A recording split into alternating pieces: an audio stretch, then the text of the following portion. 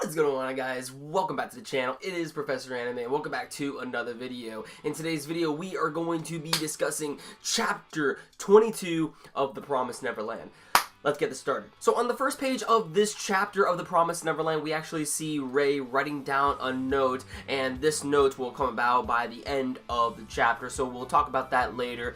But with the first few pages of the chapter, we actually see Emma, Norman, and Ray discussing on how exactly they are going to escape the prison. They're going over all of these, reviewing all of these ways on how they are going to go about each step in the process in order to escape from the prison, which is very cool. And then there's also a little sort of reveal that we see as they are discussing this. They said that Ray can actually destroy the transmitters now, which is great. And apparently, upon his compensation with Mama, apparently when he sold out Emma and Norman, apparently the compensation of that was an instant camera that Ray received, and he gave it to Emma and Norman. Now, this brings up the question, what exactly is the camera going to be used for during their investigation? Because we know that this is something that is not going to just be an object just to, show that, hey, look at this thing, it's cool and all, look at it, it's not going to be like that. It's definitely going to be used as an item for the investigation.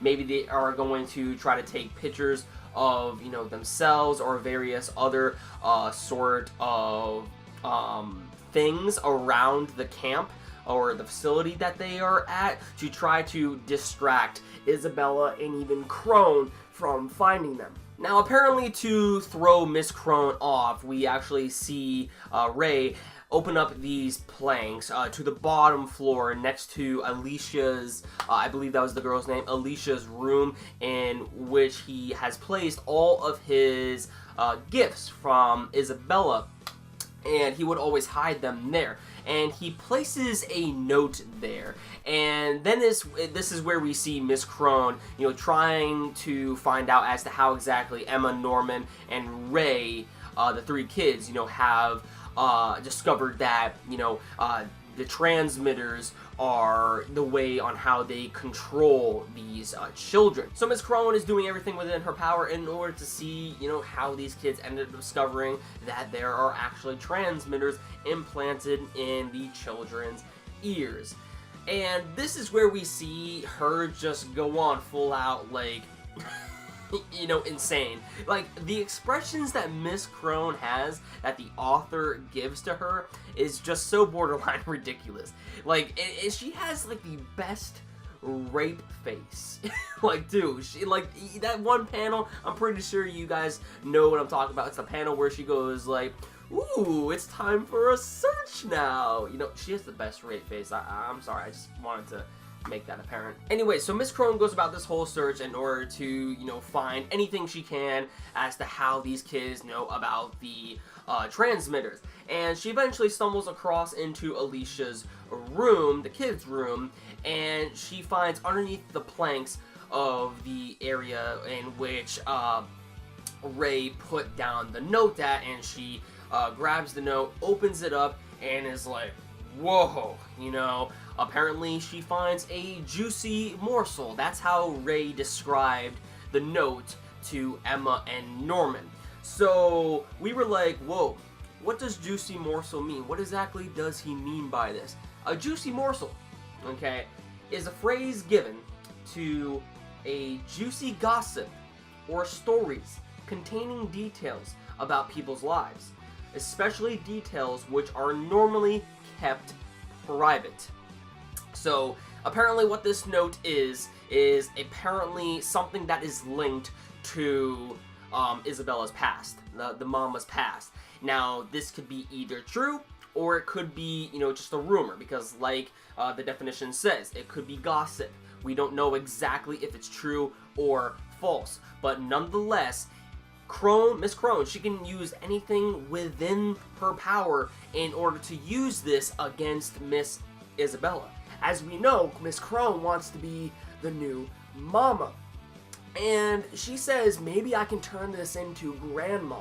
So Grandma, we don't really know who that is. But apparently, I'm assuming, since she's the grandmother, she is obviously of higher ranking and a lot older and experienced than Mama or Miss Crone. I guess she would be one of the upper echelon when it comes to this whole facility. Maybe she is the one who runs things. I don't know.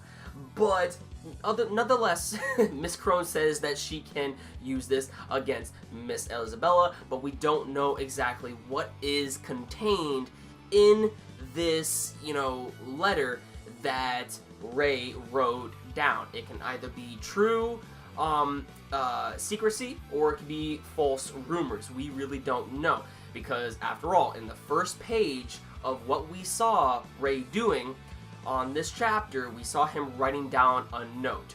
This could be either false information, or it could actually be true information, because he does know a lot about Miss Isabella compared to the other kids, but who knows? But this letter's main purpose is to distract Miss Crone and Mama as well. And eventually we hear a knock on the door. And apparently as Miss Crone opens up the door, Mama is standing right before her very eyes. And Mama has a knife right behind her. And at first you're like, oh shit, what's about to go down? And then apparently she brings out the knife. Whatever reason, she brought out a knife in front of Miss Crone, and also a letter from HQ that basically says, that's probably a resignation form. I'm assuming, at least, because apparently Mama's final words by the end of the chapter, she states, farewell. It was nice knowing you, or something like that. Let me see. What does she say? It's from headquarters. Please open it and take a look. It's such a shame, but that's how it is. Farewell. That's what she said. So, by her saying that, it could mean that possibly, she ended up discovering something about Miss Crone. Maybe she is using false information against Miss Crone, just like how Miss Crone was going to use false information, if it is false information, against Mama. So, the two are definitely fighting it off right then and there. Miss Crone could be getting resigned from, HQ. I really don't know. Or maybe that was a distraction to also throw off Miss Crone for Mama to finish her off with that knife that she has in her hand. Again, we don't know until when we see the next chapter. But that basically ends off the chapter. You can definitely tell that the chapters are definitely intensifying from here on out, because I believe there's only 6 more days until the great escape of the facility. And mainly what Ray and Emma and Norman have been using all this information and all of these distractions for Mama and Miss Crone is to just simply get over the wall. So these kids have been thinking, step by step as to how they are going to go about the whole process. So I really do like how, the chapters do seem like they are intensifying. Again, there's 6 more days, but also we know that Ray stated before that we might need to review our steps. We'll have to take a few steps back and try to look through things in a more careful manner, so that way, we don't have any hiccups. Everything looks perfect, because if we have one hiccup in our investigation, that is when everything goes wrong. So we might have to step back a few days before we actually go about this great escape over the wall and into a new life for ourselves. So yeah, that about does it for the chapter. I am very excited as to where the Promised Neverland can go on from here on out, because I really want to know what's going to become of the series once they go over the wall and actually escape. Will they ever get over the wall?